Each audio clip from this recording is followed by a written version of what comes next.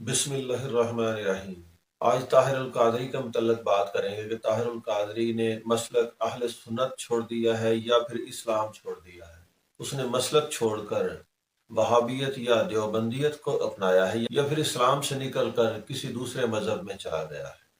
میں ثبوتوں کے ساتھ بات کروں گا۔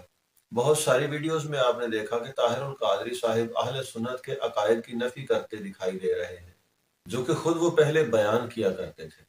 وہ کبھی بریلویت کی رد کرتے ہیں، کبھی اہل سنت کے عقائد کی نفی کرتے ہیں، جنہیں وہ خود ساری زندگی بیان کرتے رہے اور جن کی وجہ سے انہیں شیخ الاسلام کہا جاتا رہا۔ آپ لوگ سوچ رہے ہوں گے کہ طاہر القادری صاحب اہل حدیث یا پھر دیوبند ہو گئے ہیں۔ ایسا نہیں ہے۔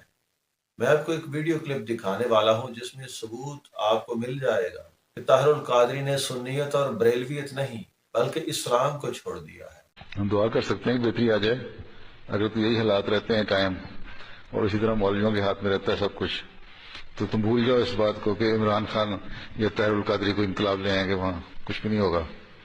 ٹھیک ہے؟ جو بڑے لوگ خط دیتے ہیں کہ عمران خان کو ہم نے دیکھا کہ بس وہ آسمانوں پر اڑ رہا ہے، وہ بھی کوئی نہیں اڑ رہا۔ یہ آپ نے ویڈیو کلپ دیکھا ہے، آپ کو کیا سمجھ آیا؟ میں آپ کو سمجھاتا ہوں۔ 2014 کو عمران خان کے ساتھ مل کے طاہر القادری نے دھرنا دیا تھا۔ اس سے پہلے 2013 کے الیکشن میں طاہر القادری نے اپنے ماننے والوں کو پی ٹی آئی کو ووٹ دینے کے لیے حکم دیا تھا۔ 2018 کے الیکشن میں بھی طاہر القادری نے اپنے ماننے والوں کو یہ حکم دیا کہ وہ عمران خان کو ووٹ دیں۔ آپ کو یاد ہوگا کہ اس طاہر القادری کو منظر عام پر لانے والے میاں شریف اور ان کے بیٹے نواز شریف اور شہباز شریف ہیں۔ لیکن پھر کیا ہوا کہ طاہر القادری انہی شریف برادران یعنی نواز اور شہباز شریف کا دشمن بن گیا۔ ان کے درمیان میں کیا معاملہ پیش آیا، یہ کہانی لمبی ہو جائے گی، یہ پھر کبھی بیان کریں گے۔ لیکن یہاں پر یہ وضاحت کرنی ہے کہ طاہر القادری نے آخر سب کو چھوڑ کر عمران خان کی ہی حمایت کیوں کی۔ تحریک لبیک اٹھی، ممتاز قادری صاحب آئے، طاہر القادری نے سب کی مخالفت کی، لیکن عمران خان کی حمایت کبھی نہیں چھوڑی۔ آج تک وہ عمران خان کے ساتھ ہے۔ اب آپ نے یہ ویڈیو کلپ دیکھا ہے، اس میں یہ بندہ جو بول رہا ہے نا، یہ مرزا مسرور ہے، قادیانیوں کا موجودہ خلیفہ ہے۔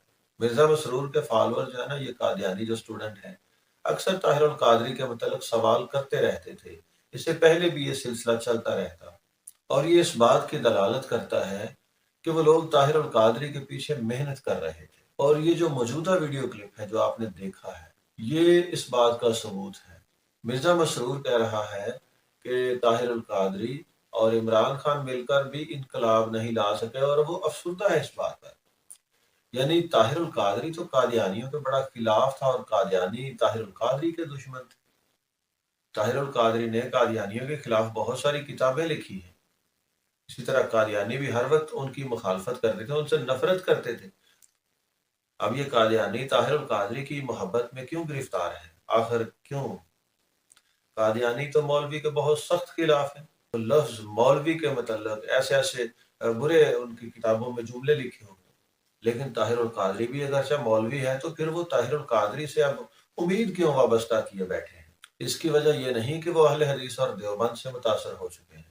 جس طرح اہل حدیث مسلک کے عقائد ہوتے ہیں، اسی طرح کے عقائد قادیانیوں کے ہوتے ہیں۔ لیکن قادیانی کیوں دائرہ اسلام سے خارج ہیں؟ کیونکہ وہ مرزا غلام قادیانی کو پیغمبر بھی مانتے ہیں، مہدی علیہ السلام بھی مانتے ہیں۔ وہ غلام قادیانی کو معاذ اللہ محمد اور ان کو حضرت عیسیٰ علیہ السلام بھی مانتے ہیں۔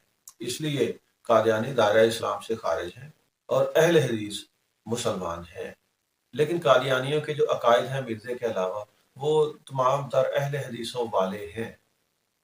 طاہر القادری اہل حدیث وہابی دیوبندی نہیں ہوا، یہ قادیانیوں سے متاثر ہے، یہ مرزا مسرور سے متاثر ہے، اسی لیے مرزا مسرور اس کی حمایت کر رہا ہے۔ ورنہ قادیانی اتنے پاگل نہیں ہیں کہ وہ اپنے سب سے بڑے دشمن طاہر القادری کی تعریفیں کریں۔ نہیں، اب ان کو پتہ ہے کہ طاہر القادری ان کا ہے۔ تقریباً 1.5 دہائی سے آپ نے دیکھا کہ طاہر القادری نے کبھی ختم نبوت کے متعلق ایک بیان بھی نہیں دیا۔ یہ بھی اس بات کا ثبوت ہے۔ آپ نے دیکھا کہ اب کبھی اس نے قادیانیوں کے متعلق ان کے خلاف ایک لفظ بھی نہیں بولا۔ اب وہ پاکستان آتا ہی نہیں، کیوں یورپ میں بیٹھا ہے؟